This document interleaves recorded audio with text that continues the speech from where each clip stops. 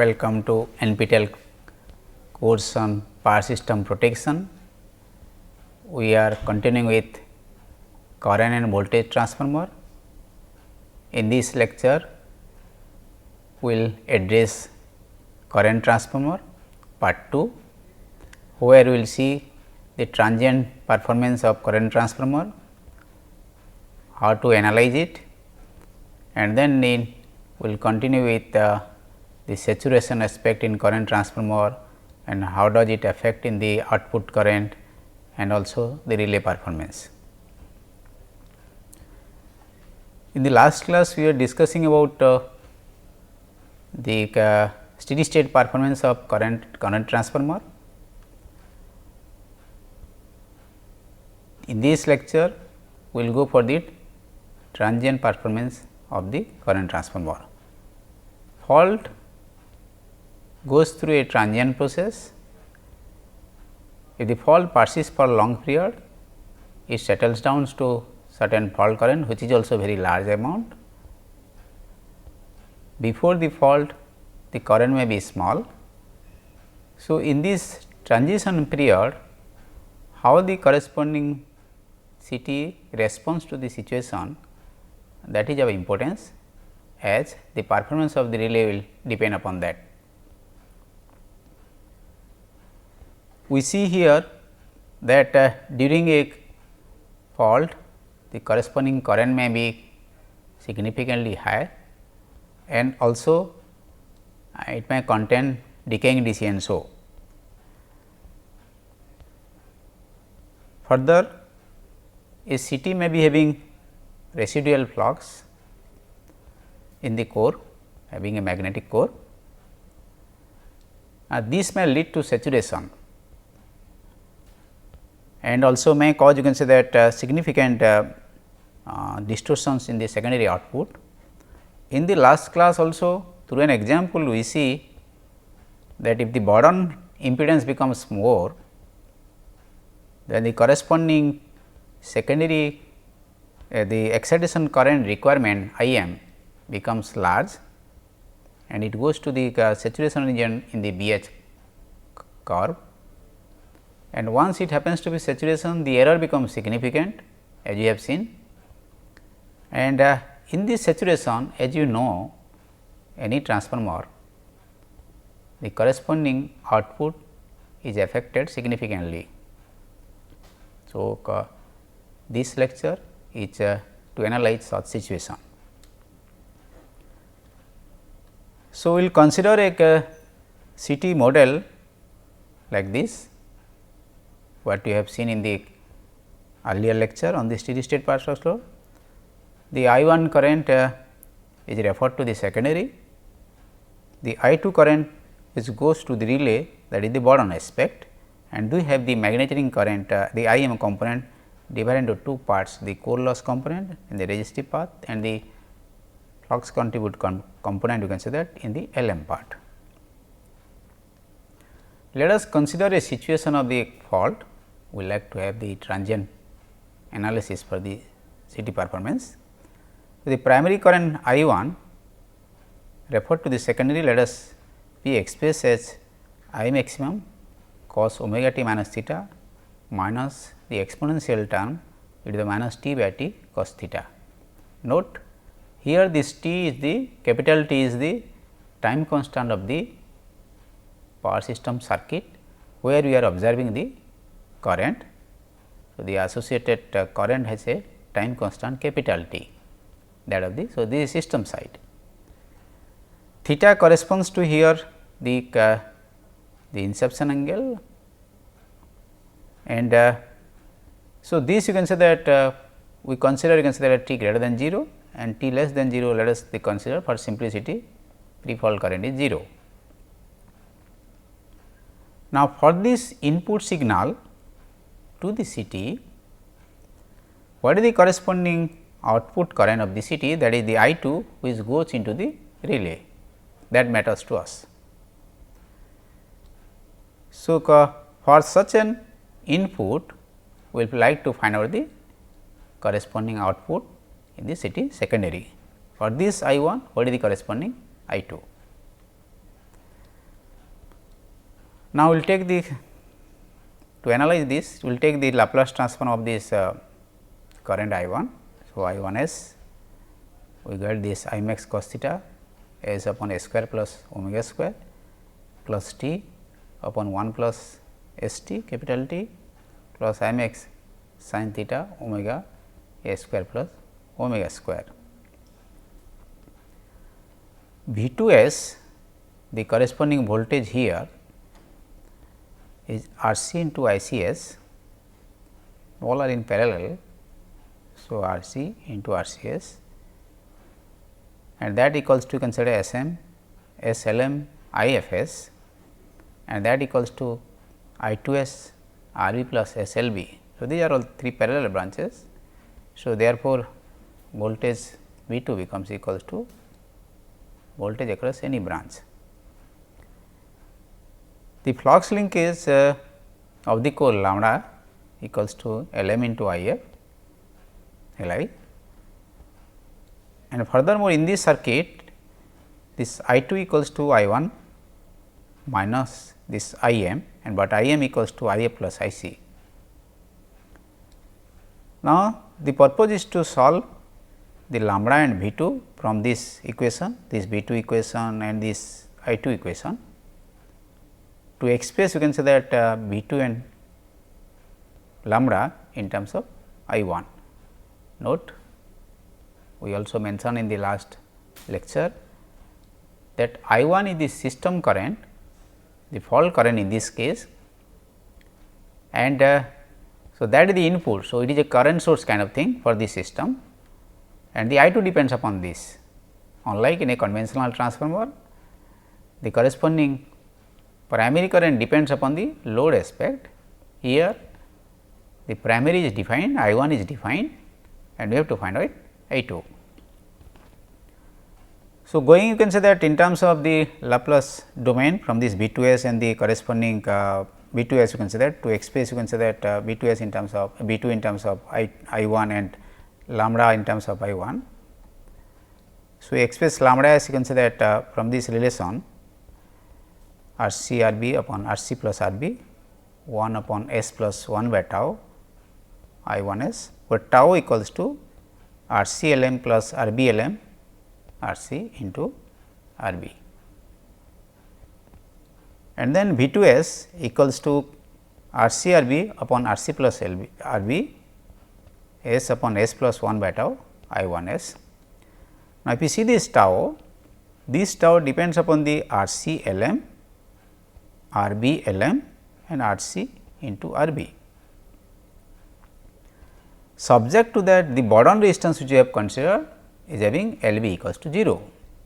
So, this is a simplified thing we have considered to analyze, I can say, a simplistic way, but more generic will be both L b and R b.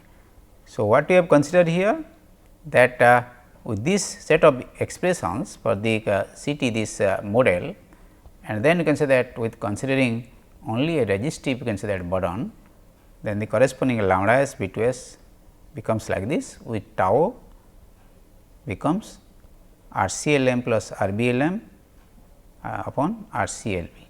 All these you can say that values R and L's are that of the consider the CT models.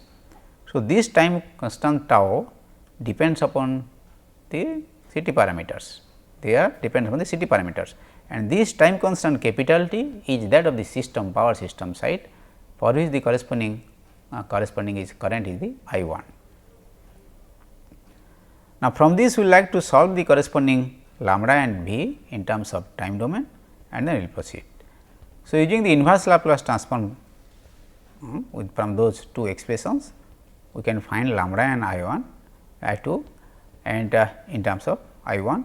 So, the lambda comes out to be I max cos theta R c R b upon R c R b, R c plus R b, the exponential term minus t upon tau, and this bracket term minus tau t upon tau minus t. I note you can say that generally this tau, small tau is much higher than the capital tau, system side time constant, tau sin phi cos phi tan theta minus cos square phi plus the exponential term e to the power minus t upon tau t, and the term tau t upon tau minus t plus tau cos phi cos theta cos omega t minus theta minus phi. So, where this phi consider tan phi equals to omega tau. So, this expression, in this expression the corresponding phi is omega tau, theta is the fault inception angle, small tau is the time constant of the time constant related to the equivalent circuit of the CT, and capital D the time constant related to the system side, that corresponds to I 1. Then I 2, which we have defined, you consider d lambda by dt, that the voltage upon R B, because we have neglected here L B part, that is the consideration. So, that becomes equals to I m x cos theta R C upon R C plus R B exponential term minus t upon tau, and then t upon t minus t from this expression minus sin phi cos phi tan theta minus cos square phi minus exponential minus t upon tau t, and then tau upon tau minus t minus omega tau cos phi cos upon cos theta sin omega t minus theta minus phi. So, this you can say that derivation, detailed derivations will provide also material how to achieve to this lambda and I 2. Once you see here that these expressions you can say that are I max cos theta. So, that corresponds to your I 1. So, therefore, lambda and I 2 here are expressed in terms of corresponding I 1. So, once you know this I 2 from this I 1, then we say that whether the I 2 is following I 1 or not, that we like to see. Okay. So, the expressions here you can say that what we see here is not the same expressions what I 1 contains. There are additional terms here in the systems, like we are talking about the phi aspect, and then the corresponding exponential mode terms are coming into picture, and also the corresponding tau, the time constant related you can say that depends upon the parameters of the CT. So, how this corresponding how the corresponding I 2 is in terms of I 1, we will try to figure out through an example and clarify on this and more. Now, let us consider a case of purely resistive burden R B equals to 1 ohm, the way we have derived the earlier expression. Supplied from a current transformer with a core resistance of R C, the parameter, and a magnetizing inductance of L M, these are the CT parameters. With primary current you can say that I 1 equals to this, which has an you can say that exponential term, and you can say that a sinusoidal term. Find I 2 with a inception angle of theta equals to pi. The CT other parameters R C equals to 150 with a burden of 1 ohm and L M equals to this. This is what given, frequency is 50 hertz. Find the time domain expression for the core flux lambda and the secondary current I 2. So, from these expressions there is minus 20. So, you can say that the time constant of the system side corresponds to I 1 is 1 upon 20 is 0.05 second. Tau as we have derived in the earlier expression R C R B, R C plus R B into L B M upon R C R B. So, that gives us you can say that a value of 0.01007 second. Omega tau, so this is 50 hertz 314.16, and then the tau, that gives us you can say that the corresponding angle to be this, and then phi you can say that tan inverse this, tan inverse of you can say that this value omega tau. So, that becomes equals to 72.458 degree or 1.26 radian. Now, we will from the expressions lambda equals to these expressions which we have found in the earlier derivation. If we substitute all the values of you can say that of the CT parameters tau and the capital T as we have seen, and including a phi which we have found out around 72 degree. So, then you can say that from there the corresponding expressions for you can say that lambda is found to be minus 2.46 exponential minus 99.3 t plus 2.657 exponential minus 22 plus 0.639 cosine of omega t minus 4.406. So, this will be the expression of lambda, and then you can say that from there you can say that I 2 expression that gives you d lambda by dt upon R b, that gives you I max cos theta this expression, and if you substitute this you can say that then you got the I 2 to be 244.7235 e to the power minus 99.3 t minus 53.143 20 t minus 20 t minus 20952 sin 314.16 t minus 4.406. So, you see you can say that this expression is different in terms of the with respect to the I 1. That means that the I 2 now differs in terms of the nature of the wave, nature of the characteristic output with respect to I 1.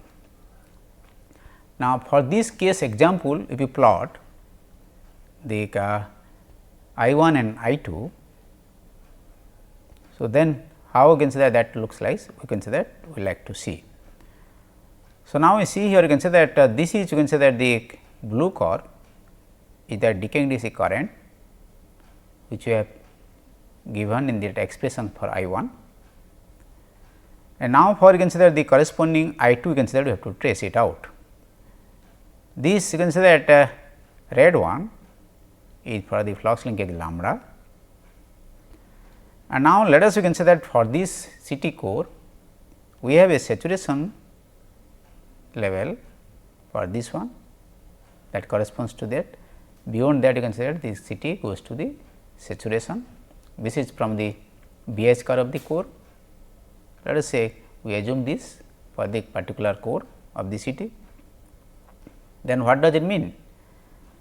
Now, when the corresponding flux becomes more than that, then the CT becomes saturated, and once CT goes to the saturation, the corresponding d phi by dt becomes 0, therefore, there will induced EMF in the secondary output will be 0, and that will lead to consider the output current or the I 2 to be 0.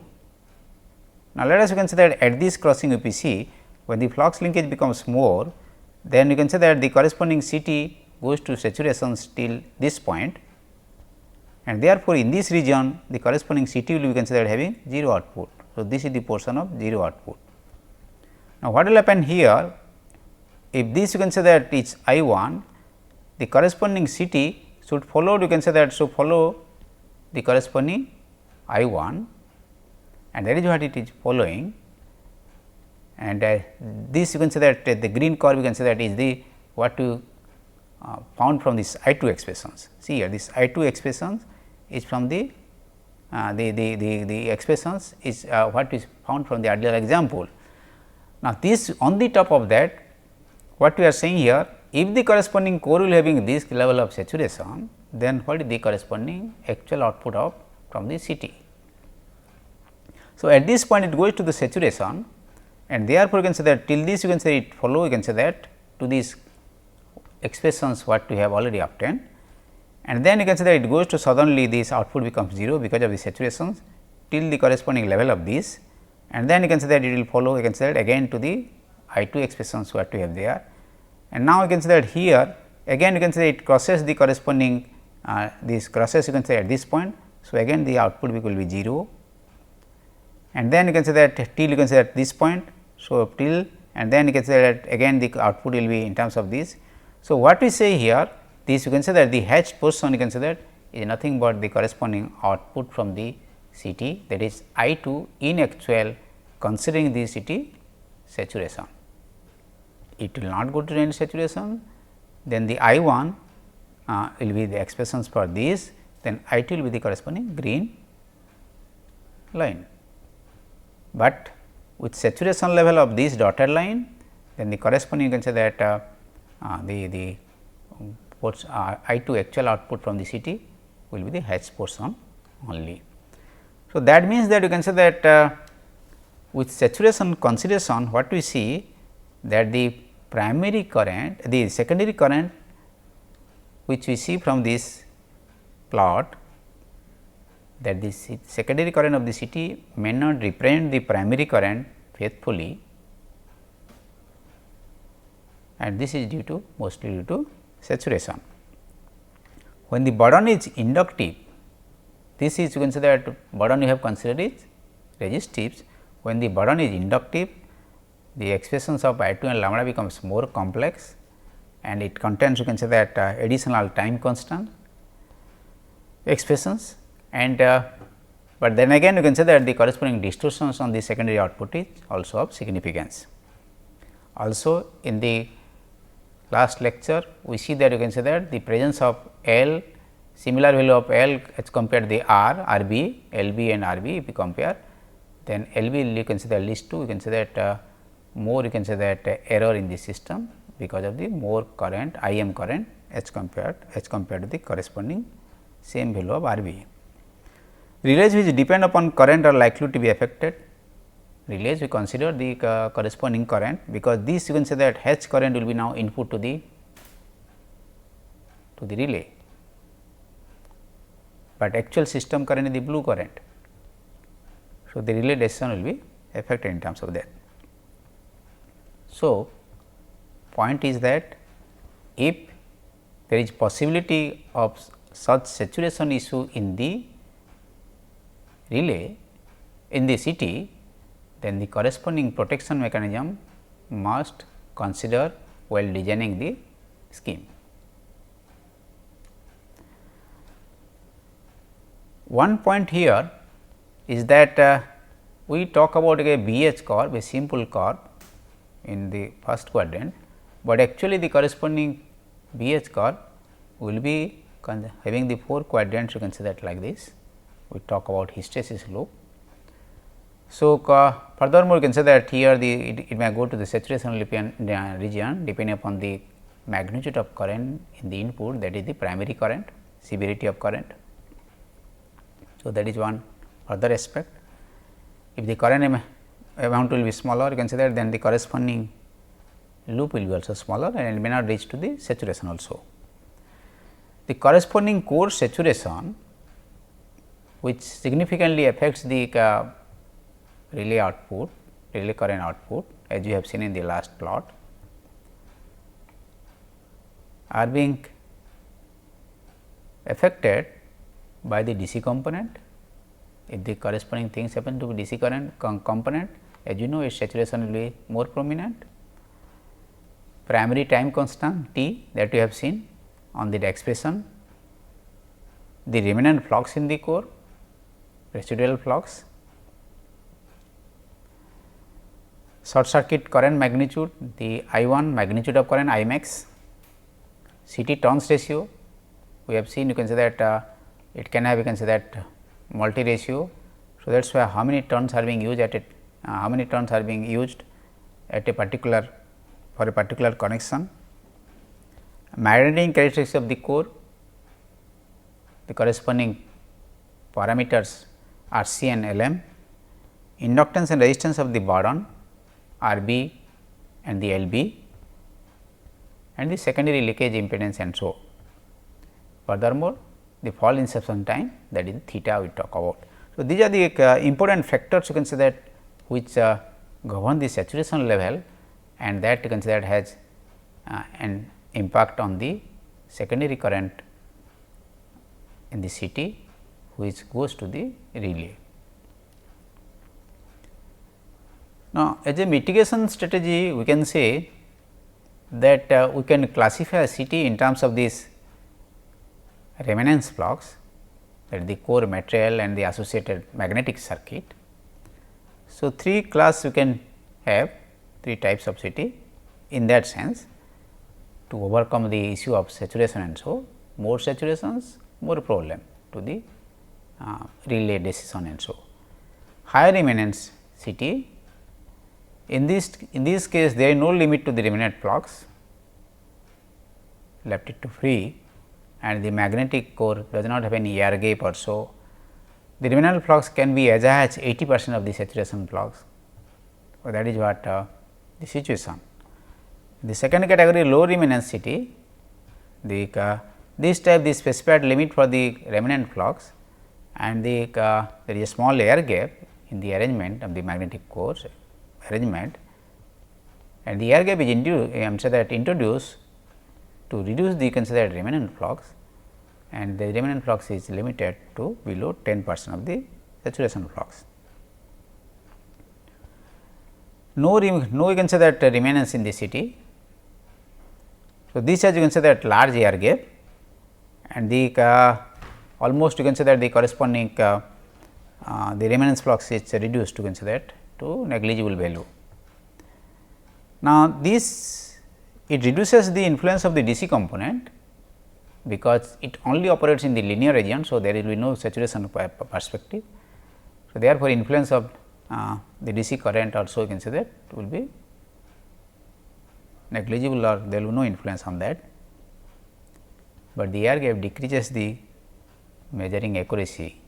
Here the linkage will be small, and that will you can say that lead to you can say that performance accuracy to be less. So, these you can say that three types indicate about depending upon the residual flux and so, and what level of saturations will be reached you can say that in that particular arrangement, or depending upon different applications we can suitably select the requirement.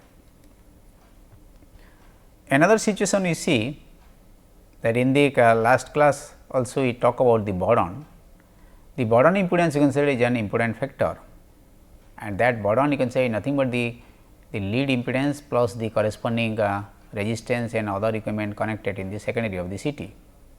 Let us consider for a situation for a CT arrangement with boron you can say that of 0.5 ohm resistive boron and boron of 2 ohm a resistive boron, agree, both are resistive boron only. So, with that 0.5 ohm, if you see you can say that the corresponding blue one is primary current you can say that referred to secondary, that is what we expect that the CT secondary should provide to the relay. But what happens with this boron? No, the CT secondary current for this case does not follow you can say that the blue curve, the green one you can say that is the CT secondary current, and you see here you can say that due to the saturation the there is a difference between the proportionate primary current and the secondary current.